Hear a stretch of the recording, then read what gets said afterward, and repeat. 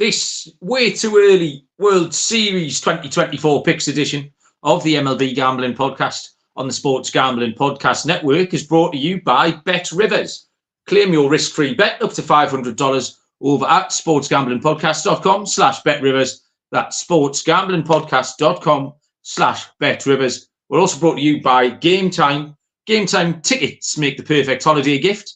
Download the Game Time app today. Use the promo code CFBX for $20 off your first purchase.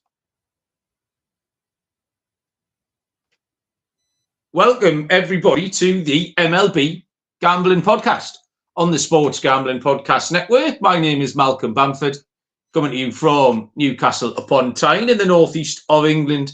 Today is Monday, the 4th of December, and we just want to talk some baseball. I think it was about time. Everyone was missing a bit of baseball chat. We're neck deep in NFL and NBA, Premier League, all sorts of things. So a little bit of diamond talk is what we're here for. And we're going to make some really far too early World Series picks. Joining me, I haven't spoken to him for ages, so it's an absolute pleasure, Mr. Scott Reichel. Scott, hey, how are you?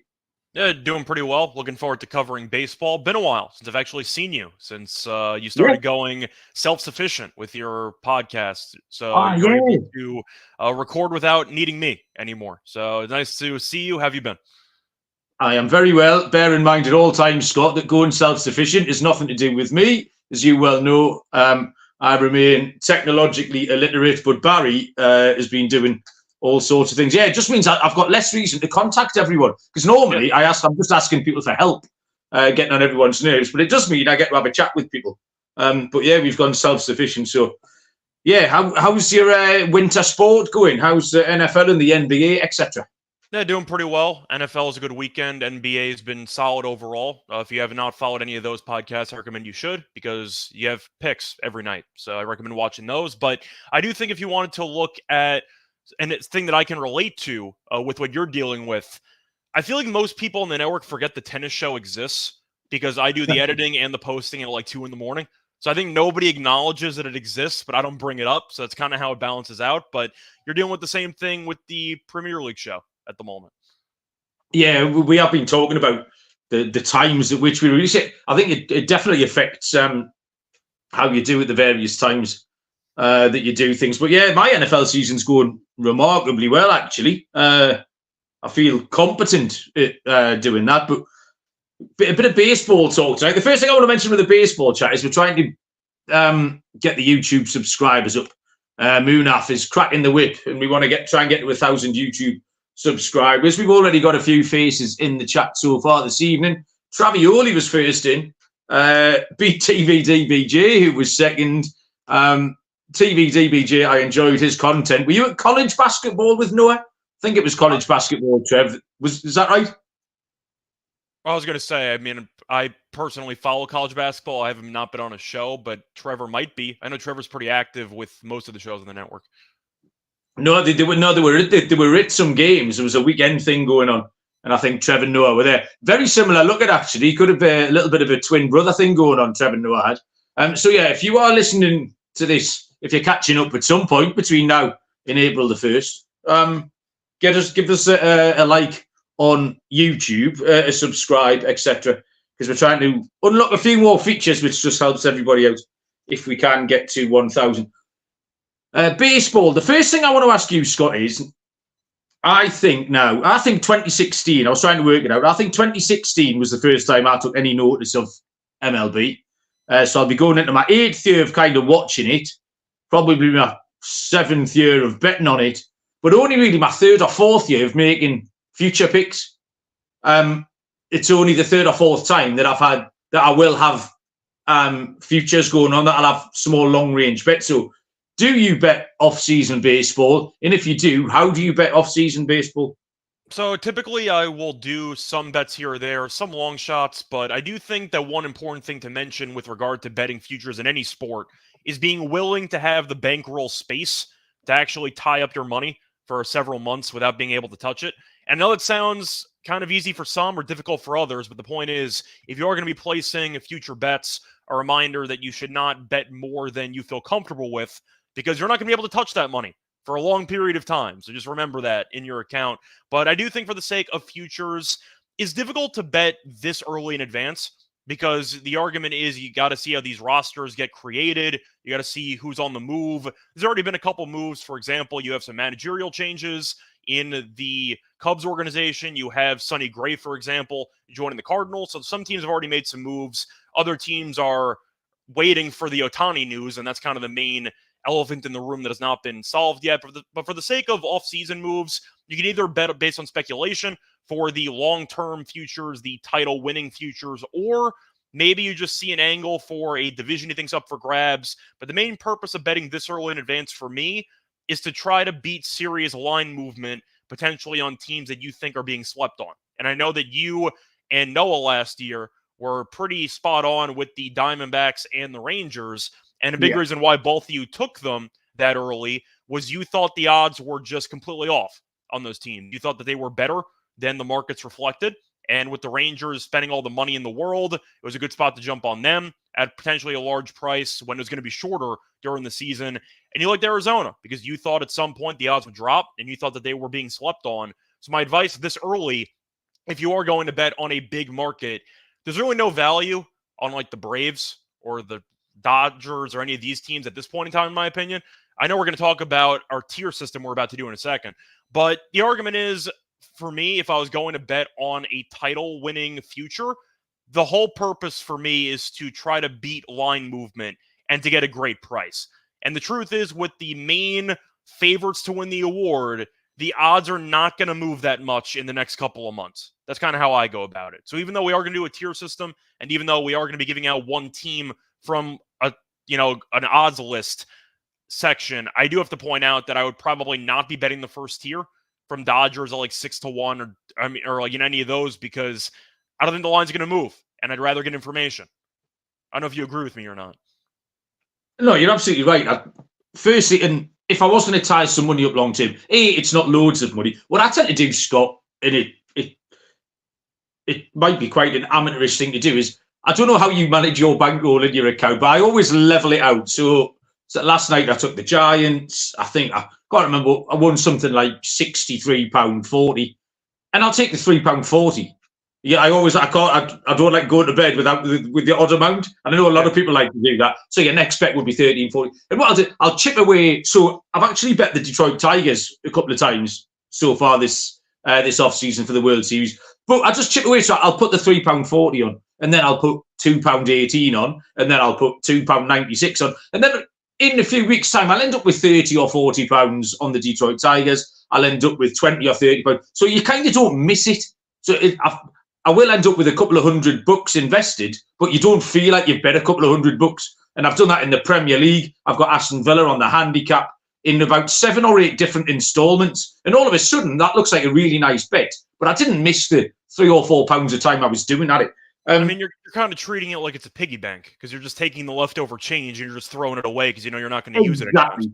So, and the final aim is have some fancy prices, some real value come September time, get a sweat on.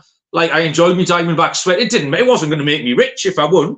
I enjoyed it. I talked about it probably too much, but I got that little sweat on. And in the 3 or 4 years I've done futures handicapping or thought about it a little bit more, there is always a ton of big price stuff goes on in MLB. You have the Giants won that division at 40-1, maybe 3 years ago. The COVID year, I had Miami at 500-1. They didn't win. They made the playoffs. I got a fun little sweat there. They won a series in there. They won a series, I think, in there. Yeah, exactly. There was a 33-1 Ohtani. Robbie Ray strikeouts 33-1, and then the D-backs last year at 75. So that's kind of how I want to go into it. I want to get into September with 10, 15, 17 pounds on something at 50, 60, 70, 100-1.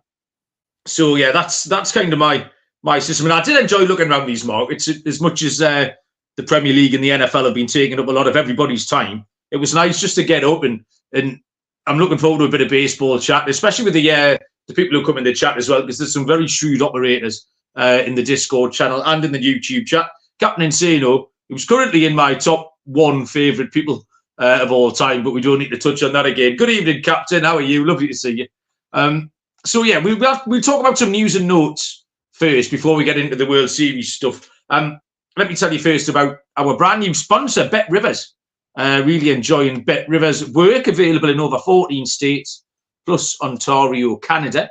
Bet Rivers has got some of the best live betting markets in their space. Betting menu is second to none. Loads of props.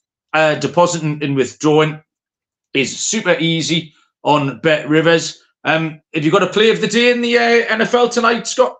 For the NFL, I actually did not. I actually had a basketball play for tonight, but I have the Celtics team total over if you want to bet basketball. Okay, that'll do. So I'll Bet Rivers play of the day. It's the Celtics team total over. I'll get involved. I'm going to write that down. Wake up to a winner. My favourite thing. Sign up using the link to get a risk-free bet up to $500. Go to sportsgamblingpodcast.com/betrivers, sportsgamblingpodcast.com/betrivers. Problem gambler, call 1-800-GAMBLER. Trev's throwing Blake Snell out again. This just feels like the end of last season, Trev, when you mentioned Blake Snell on every podcast from June through to October. So we're straight in with Blake Snell. So you already mentioned the name Shohei Ohtani, Scott, obviously dominating the off-season conversation. Lots of rumour and counter-rumour. I'm saying today there have been multiple bids upwards of $500 million. There was that weird thing where he wanted it all to be secretive, and he said if any team leaked any information, he'd be out on them. But the current market for Shohei Ohtani's landing spot, I'm saying the Dodgers are plus 130, Texas 400, the Cubs 400, although you can see 600 in spots, Blue Jays 750, Yankees 8-1, Mets 10-1, Giants 12s, and it gets bigger. What are your initial thoughts on this? Dodgers. I mean, I feel like I've said this before, but I'll say it again. The Dodgers have the infinite money glitch in any of the old Grand Theft Auto games, if you know what I'm talking about. I don't know how they afford all these players, and I don't think it matters. There's allegedly a salary cap. Allegedly, at some point. I don't know if the Dodgers ever had to pay one, but I do think that looking at who's most likely to spend that much money, it's probably the Dodgers. I mean, I thought that as a sleeper team, maybe Seattle could be interesting because they have a history of taking on Japanese players and having a lot of success, whether it was Ichiro or a couple pitchers in years past. But it does seem like based on who's most likely to spend, once again, $500+ million, the short list of the Dodgers, because they just pay for everybody and nobody ever bats an eye. So I'd probably lean Dodgers if I had to pick one team. Plus, he's already in Los Angeles, so he's familiar with the area, so that does make sense for him as well. But I do think if I was going to look at another team that I think people are being a little bit quiet on, that I think has a shot at it, the Cubs. I think the Cubs actually have a shot at it. Now, are they going to get him? Probably not. But I do think, I know that there's been rumors that Shohei wants to go to a team that already has a Japanese player or two. They already have that with the Cubs, so that does check that criteria. But the Cubs have been a team that have never really shied away from big spending. In fact, when they won the World Series recently, they had a massive amount of guys that were getting paid a lot of money. So I do think that it makes sense if the Cubs are a sleeper team that you think can get Ohtani. Those would be my main two choices. Dodgers would be the favorite for me. Cubs would be the sleeper. That's basically it. I don't see a long shot team like the Giants or any of these teams actually going after him. I see, in my opinion, Dodgers and Cubs.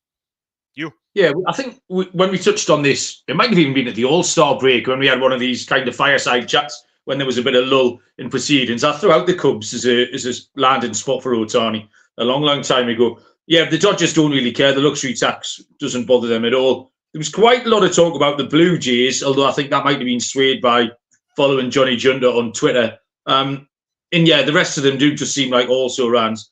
Talking about your New York Yankees, Scott, Juan Soto, if the Padres want some pitching, talk about possibly Clark Schmidt and a couple of other names. How are you feeling about Juan Soto? And then the other one is Yoshi Yamamoto, another Japanese player who's going to visit next week, who's been heavily linked with the Yankees in front of Giants, Dodgers, and Mets, I think. But so, yeah, Juan Soto and then Yamamoto. I think for the Yankees, the Soto thing's interesting because, of course, rightfully so, the Padres want a king's ransom. And the question is if the Yankees want to pony up and get him, not to mention the fact that Soto doesn't have a massive contract, so you'd have to trade for him and then pay him afterwards. So we'll see what happens. I think there's a 1-year bridge between the end of his current contract and the ridiculous amount of money he's going to get moving forward. So that is an interesting nuance there. Not to mention the other piece of information that I have to talk about for Soto, which is the main guy who wanted to really trade Soto was the ownership, and the owner died about 3-4 weeks ago for San Diego. So I think they're still going to try to blow up the team, but the fact that the owner passed away might throw a little wrinkle or a wrench into some things that weren't exactly going to be present initially. So I do think at the end of the day, the Yankees will make a serious push for Soto, and I think they're going to get him, in my opinion. The only thing is, if you get Soto, can you still afford Yamamoto? And based on how the Steinbrenners have run things recently, they've been a bit more, I don't want to say stringent because they still paid Rodon a bunch of money, but you get my point. They already have a lot of big contract guys. Stan's been a mess, but he's still on the books. Rodon's been a mess. He's still on the books. I think it's an either or for me. I don't see them getting Soto and Yamamoto. There's some rumors of either getting A, Soto, or B, Yamamoto and Cody Bellinger.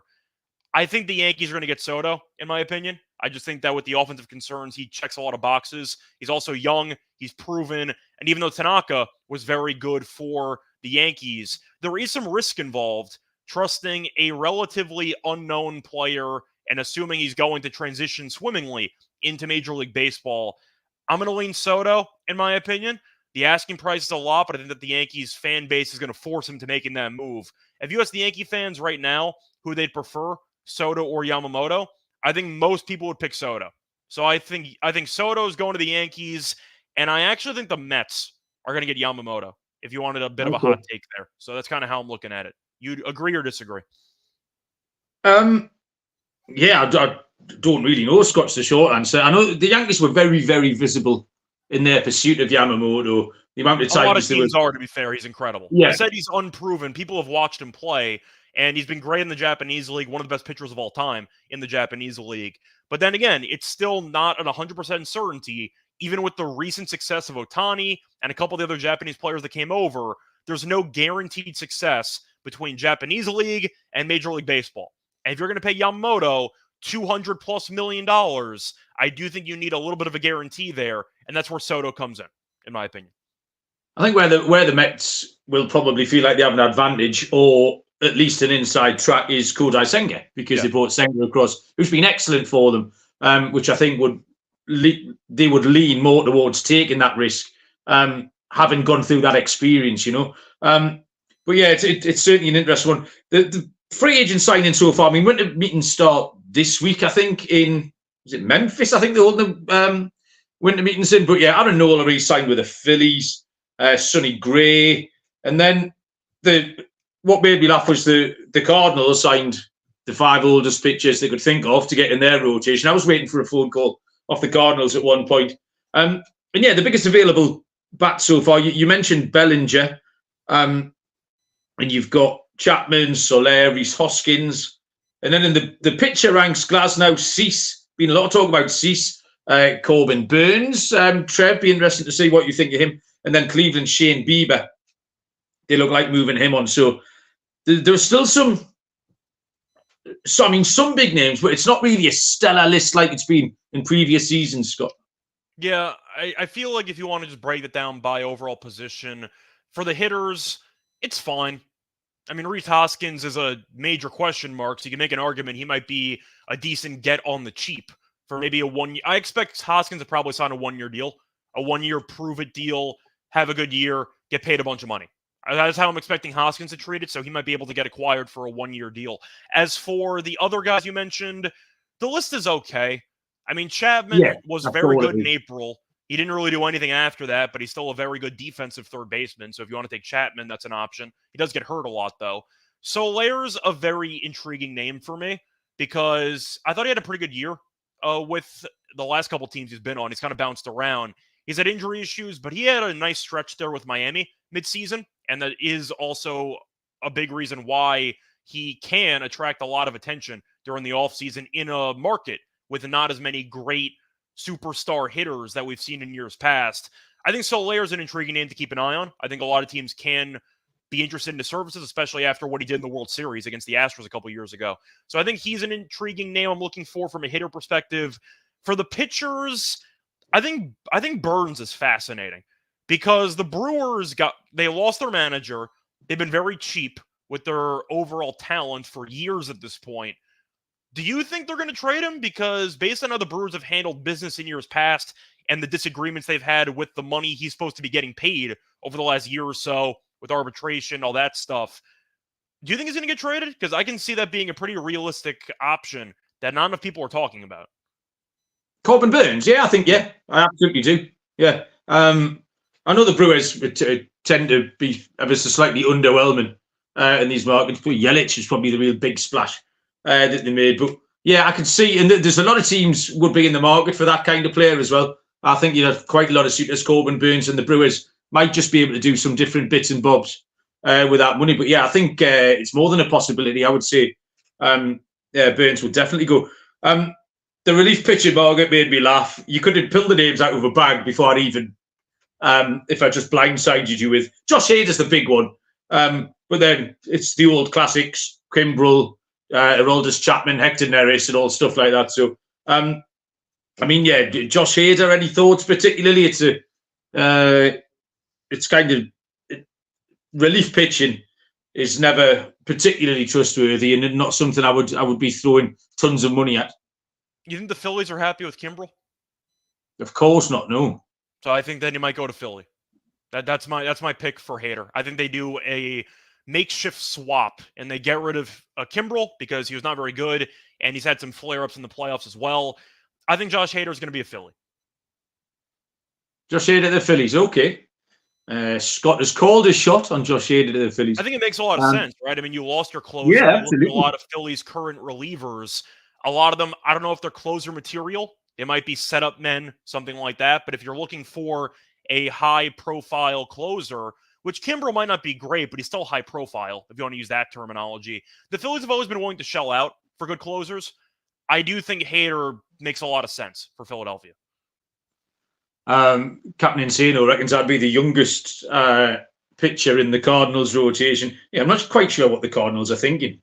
Because 2 years ago, they were kind of we used to say this about Toronto, that they had a really good young team and they looked like they were, for the next 3 or 4 years, that team would be unchanged and they'd be building towards something. And then they just appeared to have totally dismantled it and stopped doing the things they were good at.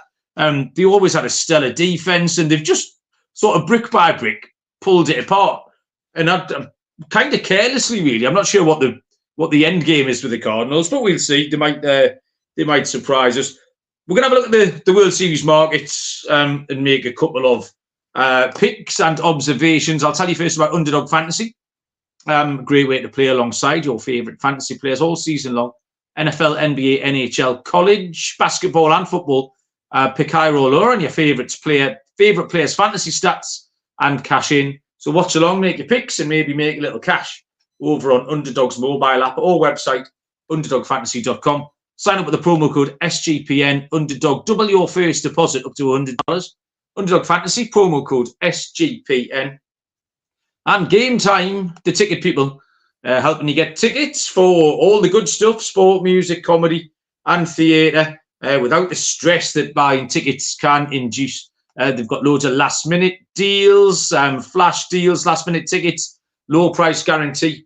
And the great USP here being the Game Time guarantee credits you 110% of the difference if you find tickets in the same section in row 4 less anywhere else. Thing to do, snag the tickets without the stress with Game Time. Game Time makes the perfect holiday gift. That is such a good cop-out for me mum and the IT department. Tickets for stuff is my great cop-out. So download the Game Time app, create an account, use the code CFBX for $20 off your first purchase.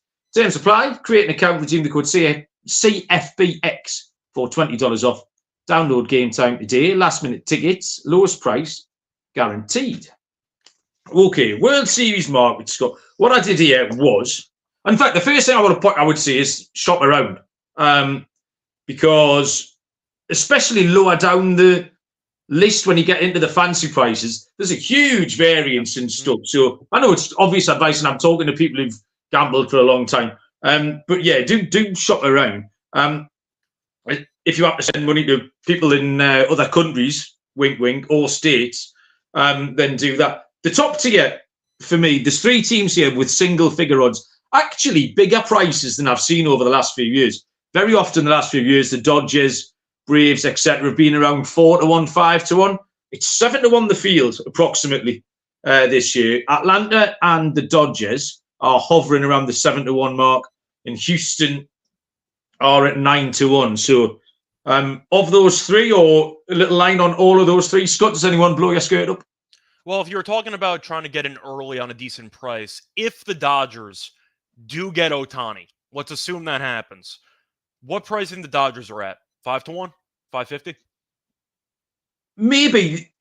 The only thing, my notes kind of centre around the Dodgers, they don't have a pitching rotation at the moment. Like, even a little bit. I'm aware they have flaws. I'm just asking in Yeah, general. but yeah, you're right, though. Yeah, you're absolutely right. There would be an Ohtani effect. I wouldn't back him. But yeah, they'd get nipped into 9-2, 5-1, something like that. Yeah, my point is, if you wanted to take the Dodgers in general at some point this season and you think they might get Ohtani, then you should take him now. I'm not doing it for your reason. I don't trust the rotation. And a reminder, Ohtani, since he got injured again, is not going to pitch. So he's not going to help out the Dodgers this year, and their rotation's an absolute mess. They should be getting a Buehler back, which is going to help out a lot. Urias might never pitch again, so that's going to be an issue as well. And Kershaw had another Kershaw explosion in the playoffs again where he was terrible, and I think he got 1 out. So I do have to point out that the Dodgers I'm out on. It's got to be Atlanta for me. Yeah, you're right. I just think that this team is so stacked. They're young. They have a lot of talent, and the rotation is not great either, but they have resources to acquire pitching, and I do think that they can get over the hump once again. I know that they've had issues in the playoffs, with the exception of the year that they actually weren't really expected to make the deep run. But if I had to pick one team right now, it would be Atlanta.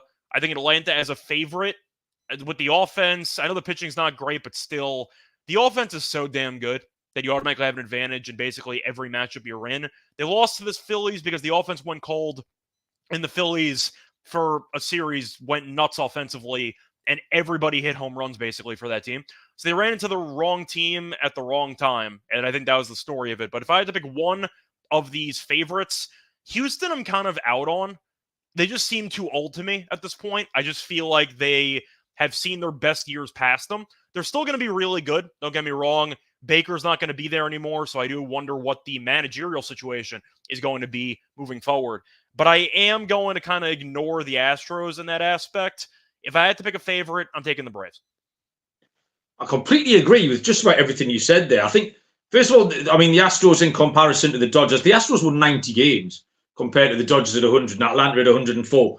And I think with kind of pro sports, you need a top team, needs some sort of churn in their personnel. And the Astros lineup just looks exactly the same. And I don't see it changing much. It's really good. I mean, it was 90 wins good, but they were really poor at home, oddly. They had a 39-42 record at home. But so Yanni Diaz will come in over Maldonado. And the rotation's rock solid. They had 5 pitchers last year who averaged over 150 innings. But I just don't see the stardust in there. I can see them regressing a little bit. And it's a really competitive division as well. Texas won't be going anywhere. Seattle might take a step forward. It was a miracle Houston won that division last year. A reminder, it was a miracle Houston won that division. They should be absolutely, yeah. Yeah, Texas lost it rather than Houston won. That Atlanta lineup was record-breakingly good and consistent, home and away. They bat all the way down. They've added Jared Kelenic. They've got another left-handed bat. I mean, Charlie Morton's a bit of a question mark at 40. They've added Marco Gonzalez. But at the prices, I don't think there's a comparison between Atlanta at 7s. That is a very, very fair price. The Dodgers, you would be speculating on what they're going to do, because as it stands, the lineup and the rotation aren't up to much. But you do know that's going to change between now and the start of the season. They need a few people to take a step forward. Gavin Lux should be back. He's important for them.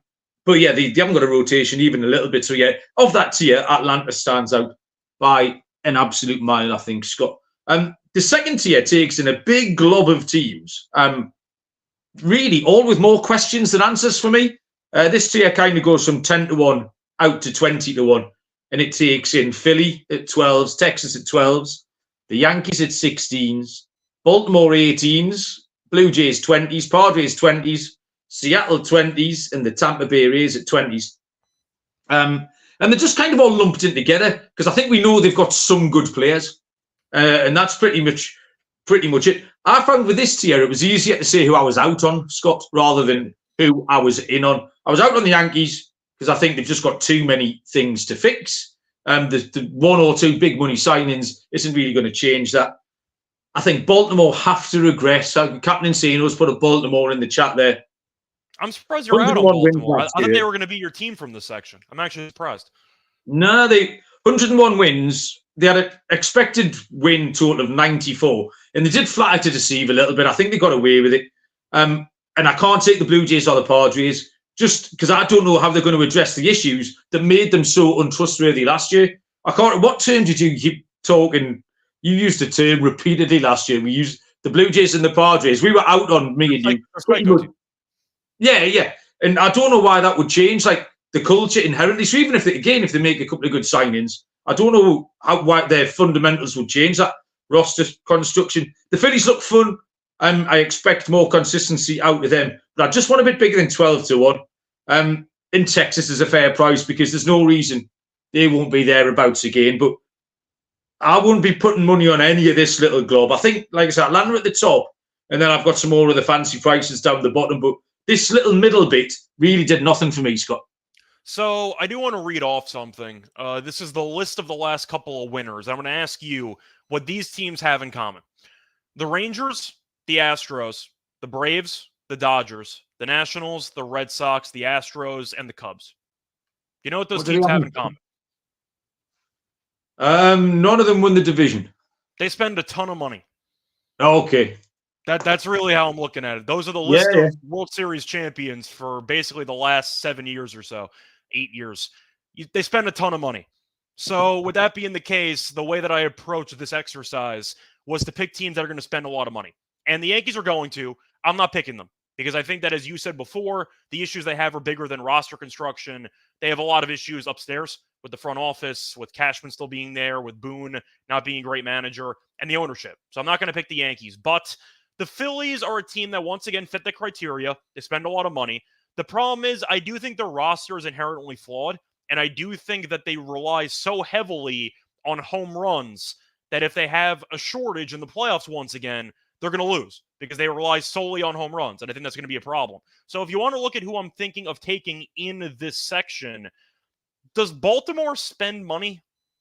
Not really, but they can. Like, I wanted to make a case for Baltimore because I do like their overall roster. I think that it actually is more sustainable than you think because a lot of their main guys are young. Gunnar Henderson can still make a leap. They have a lot of guys who can blossom into being top 20 players in the league. I think if I had to pick one team in this region, it would probably be the Orioles, but that's because I really don't like the other teams in the region.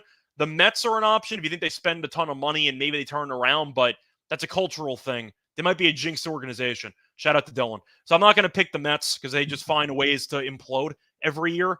If I had to pick one team in this section, it would be Baltimore because I think they recognize how good the roster is, and maybe they shell out some money trying to get some overall starting pitching depth and some bullpen help. But I do think the overall core of that team is young and relatively cheap because they're still very, very young and they haven't gotten paid the hundreds of millions of dollars of contracts.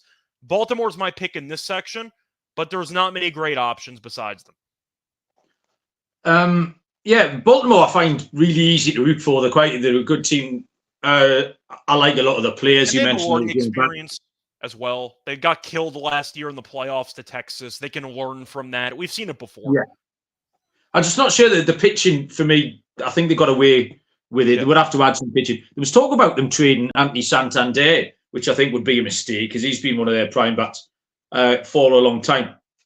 I didn't include the Mets in that range. I've got them in the next range down because this is a range, firstly, with a huge variance. So you can find the Mets at 16-1, which would put them in that second tier.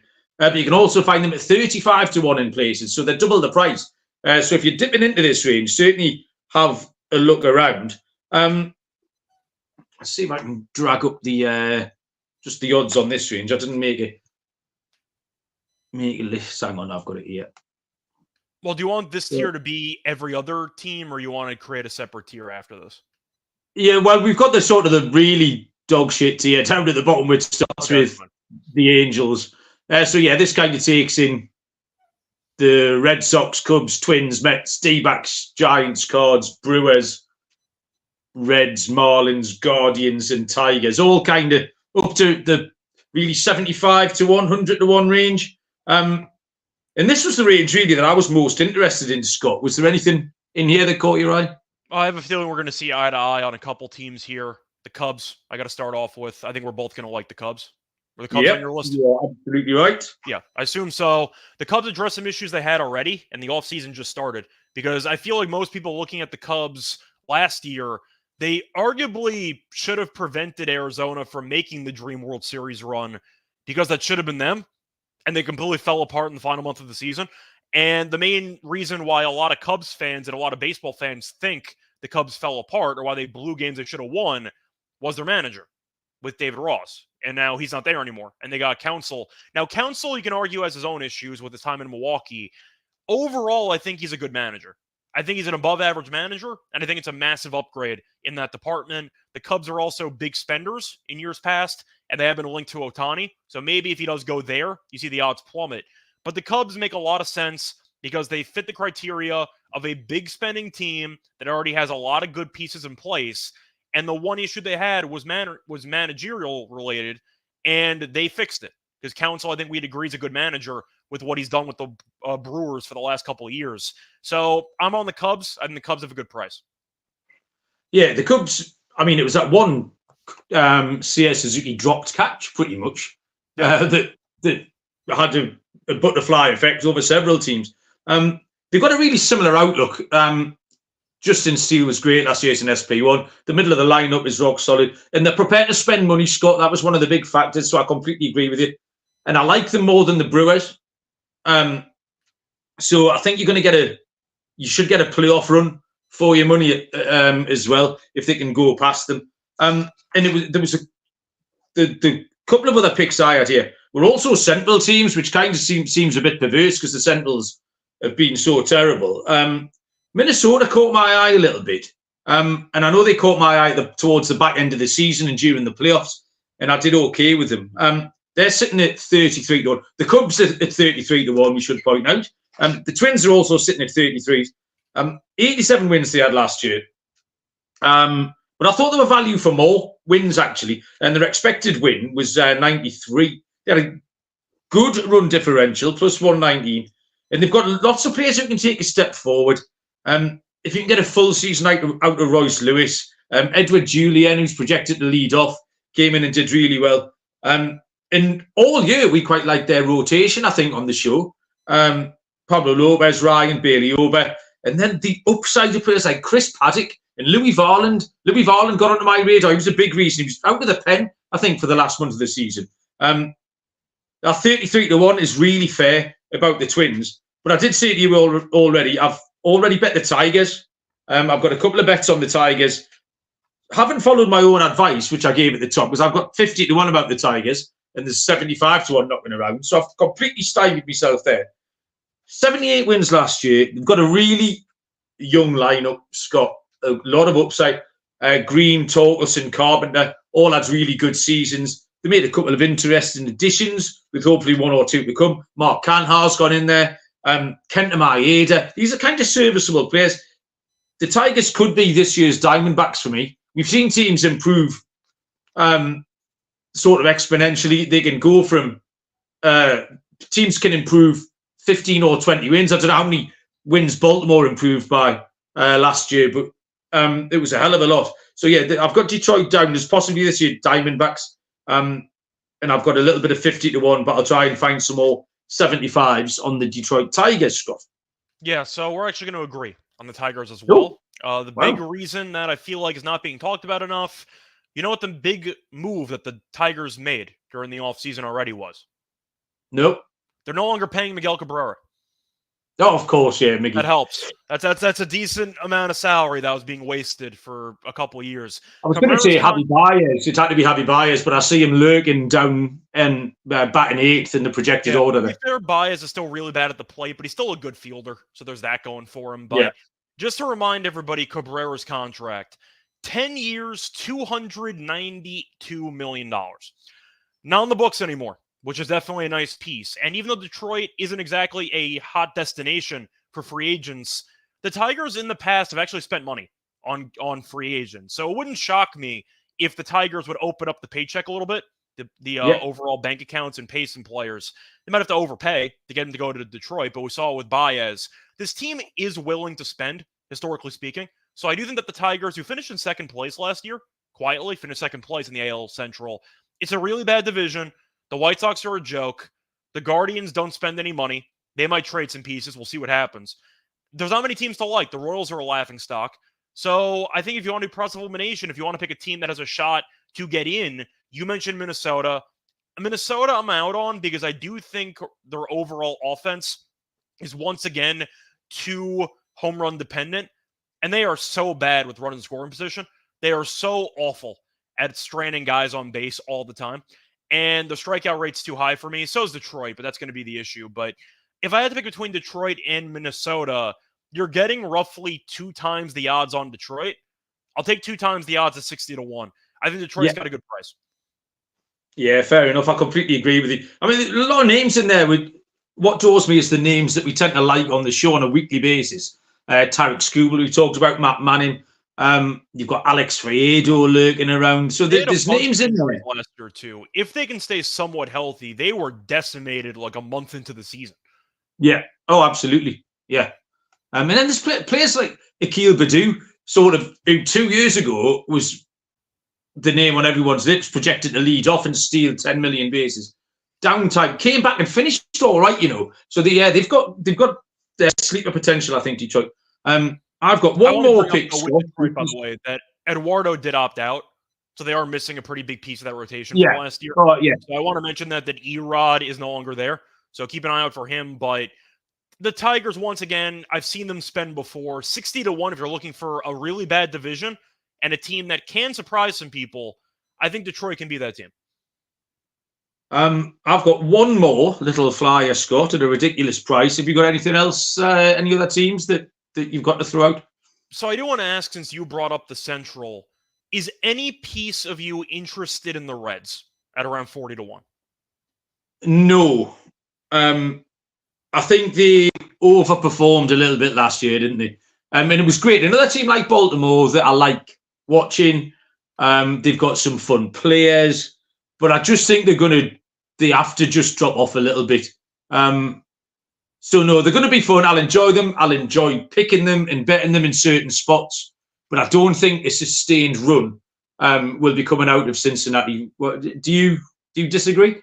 I think the reason why I brought it up is because we're looking at long shots, teams that have upside, teams that can potentially go on a run and surprise some people. Now, Ellie fell off a cliff after his first month. He was really bad for the rest of the year. Now, the reason why I bring up Cincinnati is because this offense, when they're on, can compete with basically anybody. This team on paper offensively is a top 10 offense in the league based on the lineup. The problem is they can't pitch. It's a serious problem. They cannot pitch to save their lives. So I think I'm going to be out on Cincinnati, but I was asking at 40-1 if they were intriguing enough. How many pitchers do you think they need to salvage the rotation? Because it's really bad. Do they need 1 pitcher, 2 pitchers, 7 pitchers? How many do you think they need to actually fix the pitching staff?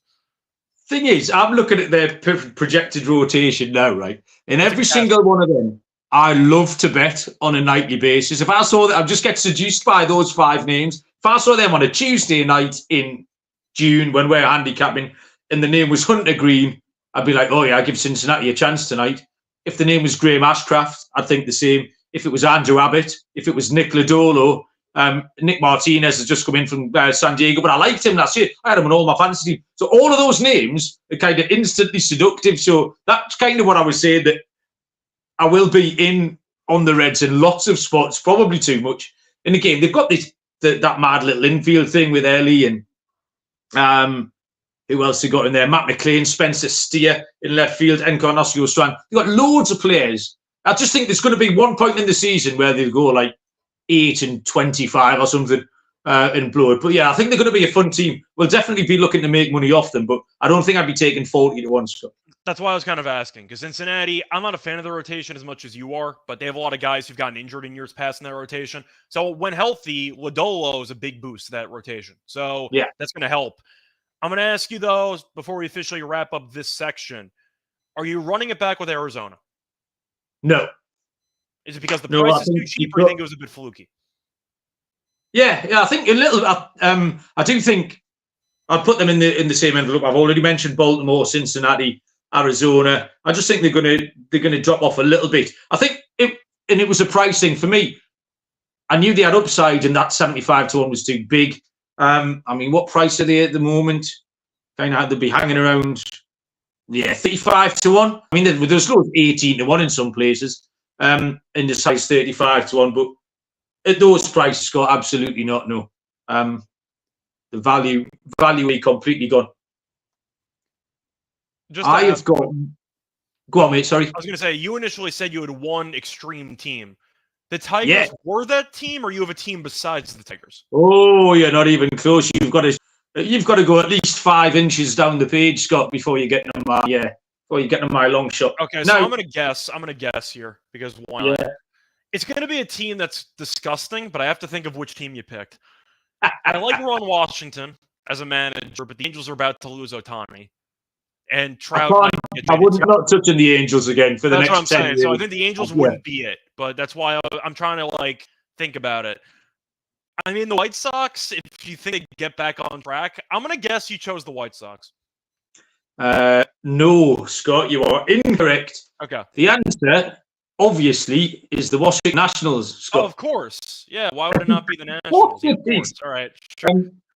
As low as 66-1 in some spots, but as high as 225-1. I think it's just too big. Miami got a wild card spot last year with 84 wins. How many games Washington win? Was it 71? Like I just say, we saw Baltimore winning 20-odd games more. Washington can improve to a plus 500 team. If they get a big season behind, I'd like C.J. Abrams, Lane Thomas, Stone Garrett. And that 1-2, Josiah Gray, Mackenzie Gore, they might get Steven Strasburg back. I just think it's a mad play. I'll not be having fortunes on. I might throw the odd 2, 3, 4, 5 pounds on. Get myself 20 quid at 225-1, Scott. But yeah, that would be my insane play. Are you completely out on that? I mean, after the Diamondbacks made it last year, then sure, I'm not totally against it. But yeah, I was guessing. I guess the White Sox for no apparent reason, just because they have some talent on the team, and maybe they can't all be terrible again for the exact same year. I'm not going to have money on the White Sox, but I'm trying to think of what was going through your head. The Nationals, okay. All right. I mean, the rotation, if Gray is able to regain form like he had for the first half of the season, and the bullpen isn't a complete gas can, maybe. I'm not a Dave Martinez guy. I know that, once again, they had a spot where they made the World Series and won it a couple years ago, where they had a much bigger payroll, but you can add that to a team that can be willing to spend money. So if you want to talk about a team that is really bad, that can try to go for the accelerated rebuild and spend a bunch of money, the Nationals in years past have spent a bunch of money. So that you have that going for you. Well, so you didn't completely write me off, Scott. That was because you said 200 and something to 1. I think that they're not that bad. I see 150-1. It's a long shot. You're throwing $5, or you're throwing piggy bank money, $4.13 here, $3.10 here. Correct. So yeah, I'm not against it. Is it going to win? Probably not, but it's 150, 200-1. So yeah, have some fun with it. Yeah, absolutely. Anything else you want to chuck at us? Not really. There were a couple other teams that I thought were somewhat intriguing, but I chose not to include Seattle at like 20-1. I thought about, but decided not to get there. That division's just too tough for me. I had a hard time of picking them when I'm automatically looking at them as being the third place team in that division. Maybe second place, but it's going to be a gauntlet for that division, and that's a bit too much for me. Is there a reason why you didn't include Seattle? Yeah, I just don't really like the roster, and I don't trust them either. there's a couple of network contributors who are Seattle fans, and you follow them on Twitter, and just the general underlying feeling is that they don't think it's going to be great, and that's kind of enough for me. You look to hang on to the coattails of someone's enthusiasm, and there's just no real enthusiasm there for Seattle. No one really knows what's going on. So, and especially at 20-1, there's just so many better options around that price than Seattle. Same reason I left out Tampa, and I'm always wary of leaving out Tampa. I've made that mistake in the past. But again, they're in that more questions than that. I never take Tampa because once again, I said you have to spend money, and Tampa never spends money. Tampa's more likely to unload their good players at the deadline to get prospects than to trade prospects for an elite talent. So I'll never take Tampa seriously because they're not willing to go all in and make pushes to win the World Series. So I'll never take Tampa. Yeah, obviously it looks like they've lost Franco. Glasnow is going to be on the move potentially. So yeah, they're just like I say, Seattle, if they're in that 40-50-1 range, but obviously they're not. They're just in that. There's a glob of teams in the middle, and they just don't do much for me at all. So, but I am very much looking forward to it. I think the plan over the next few weeks, as we move into the new year, is to just jump around different markets. We're going to do one show a week just to keep everybody interested, and we're going to jump around the divisional props. We'll do a totals episode. We'll do a player props episode. So we're going to keep coming back once a week. The whole team's going to be involved, Munaf and Dylan and Lonte. So plenty baseball talk between now and January. And then when January comes, we can start ramping it up with previews and all the usual good stuff. So yeah, very much looking forward to it. And as I mentioned at the top, go and press the subscribe button on YouTube because that will make Munaf very, very happy. Scott, any final thoughts before we let the people go? No, not really. It was a lot of fun getting back into the baseball coverage very early. Once again, a lot of these lines might move. So if you do want to bet early on some of these futures, I lean more to the long shots early in the offseason because they might move heavily based on free agency. But I do think for the favorites, the massive favorites like the Braves, the Dodgers, maybe if you do like one of those teams or you have inside info on them getting Ohtani, maybe the lines move there. I don't see much line movement coming in for the favorites in the market. I'd rather bet early on some of the longer shots. Yeah, I think obviously say winter meetings this week, 4 days. So by the time we record, I think like Munaf and somebody else might do the show next week. There should be a lot more information we'll be able to see. Because Ohtani will have a domino effect as well, definitely. When Ohtani goes, the teams who don't get him will then pivot to how much money do we have to spend and where are we going to spend it. So that really should light the hot stove. Before we wrap it up, though, I want to ask you, you never gave your predictions on where you think the main players are going to go. Ohtani, Yamamoto, what do you got? Cubs, Yankees. Okay. And Soto, you think he stays put? Do you think he gets shipped? I think he goes to the Yankees as well. You didn't think they'd get both, but I think I don't think they're going to get both, in my opinion. Yeah, I think they might. And then contract on the books and the Judge contract and the Cole contract and the Rodon contract. I don't see both of them going there. In my opinion. Not ship somebody out though. What the hell is Stan going to go for? Or Rodon? They're not going to go for anything at this point. Yeah, true story. So, yeah, maybe you might be right. Yeah, I certainly think that I like the value on the Cubs for Ohtani. But yeah, you might be right. You know more about the Yankees than me. Picking up both of those. It's going to annoy me, but if you want a sleeper team for Soto, I think Boston might be a sleeper team. Okay. Why would that annoy you? Because I'm a Yankees fan. Fair enough. But I think Boston might be a sleeper team to get Soto, especially after they lost Betts and the Verdugo return didn't work out. They paid Devers, but they spend a lot of money and they have some cap space. It wouldn't surprise me if Boston made a move. Yeah.